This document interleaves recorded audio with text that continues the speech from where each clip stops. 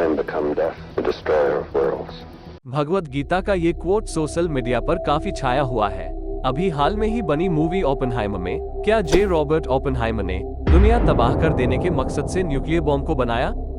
क्या उन्हें यह अंदाजा था कि उनका यह आविष्कार पलक झपकते ही दुनिया तबाह कर सकती है? इसके आविष्कार के बाद ओपेनहाइमर को ये उम्मीद नहीं थी कि ये हथियार इतना ज्यादा खतरनाक बन सकता है। इसके धमाके से इसको बनाने वाले रॉबर्ट ओपेनहाइमर समेत दूसरे साइंटिस्ट जो इस प्रोजेक्ट का हिस्सा थे, सभी शॉक्ड रह गए थे। दुनिया का पहला न्यूक्लियर बॉम्ब बनाने वाले जे रॉबर्ट ओपेनहाइमर का जन्म 1904 को न्यूयॉर्क में हुआ। इन्हें बचपन से ही जीनियस कहा जाता था, जो 10 साल के एज में हाई लेवल का फिजिक्स पढ़ रहे थे। सिर्फ 18 साल की एज में केमिस्ट बनने का ख्वाब इनको हार्वर्ड ले गया और वहाँ 4 साल की पढ़ाई को सिर्फ 3 साल में ही पूरी कर ली थी। वो अकेला रहकर केवल पढ़ना पसंद करते थे। इन्होंने सिर्फ 23 साल की उम्र में ही पीएचडी की डिग्री पूरा कर ली थी। बात 16 जुलाई 1945 की है, जब इंसानियत को तबाह कर देने वाला हथियार एटॉमिक बॉम्ब को पहली बार टेस्ट किया जा रहा था। इस एटॉमिक बॉम्ब को बनाने वाले फिजिसिस्ट जे रॉबर्ट ओपेनहाइमर, जिन्हें फादर ऑफ एटॉमिक बॉम्ब भी कहा जाता है, इस बॉम्ब के तैयार होने के बाद इसका धमाका कुछ ऐसा हुआ था कि ओपेनहाइमर की उम्मीद से 50 गुना ज्यादा खतरनाक निकला। इसके धमाके से निकली गर्मी इतनी जोरदार थी कि वहां मौजूद स्टील का टावर एवेपोरेट हो गया।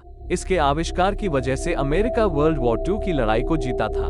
ओपेनहाइमर पहले ही न्यूक्लियर विजन पर रिसर्च कर चुके थे। इसमें एक ऐसा रिएक्शन होता है जिसमें एटम्स को स्प्लिट करके हद से ज्यादा एनर्जी पैदा की जा सकती है। स्प्लिट होते ही इसमें से नए न्यूट्रॉन्स निकलते हैं जो दूसरे यूरेनियम 235 एटम से मिलते हैं और यह रिएक्शन बार बार रिपीट होता है।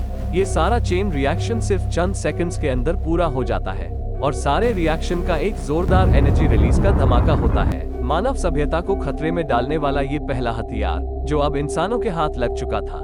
अगले ही महीने अमेरिका ने इसको जापान के शहर हिरोशिमा और नागासाकी पे इस्तेमाल कर डाला। इन दोनों हमलों में 2.5 लाख से भी ज्यादा लोगों की जान चली गई। 6 दिनों के बाद जापान ने अमेरिका के सामने हथियार डाल दिए और यहीं पर हुआ वर्ल्ड वॉर 2 का द एंड। इस हादसे ने ओपेनहाइमर को अंदर से पूरी तरह तोड़ दिया था और उन्होंने खुद को दुनिया से अलग करना शुरू कर दिया। 1949 में अमेरिका के सबसे बड़े दुश्मन सोवियत संघ ने अचानक एटॉमिक बॉम्ब्स के धमाके दुनिया को सुनाती है।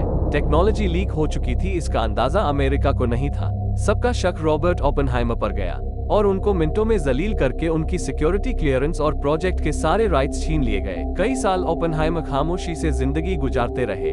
फिर करीब 7 सालों के बाद 1961 में John F Kennedy American president बने तो उन्होंने ओपेनहाइमर को ऑफर दी कि वो एक नया फ्री एंड फेयर ट्राइब्यूनल बनाएंगे जिससे उनकी सेक्युलर ब्रेवरी दोबारा से वापस मिल सकती है। लेकिन इस बार ओपेनहाइमर ने इनकार कर दिया। जॉन एफ कैनेडी जानते थे कि वो बेकसूर है। इसी वजह से अमेरिकन प्रेसिडेंट ने सबसे बड़ा साइंटिफिक अवार्ड की घोषणा की, लेकिन तब तक बहुत देर हो चुकी थी। ओपेनहाइमर को थ्रोट कैंसर हुआ और 1966 में उनकी मृत्यु हो गई।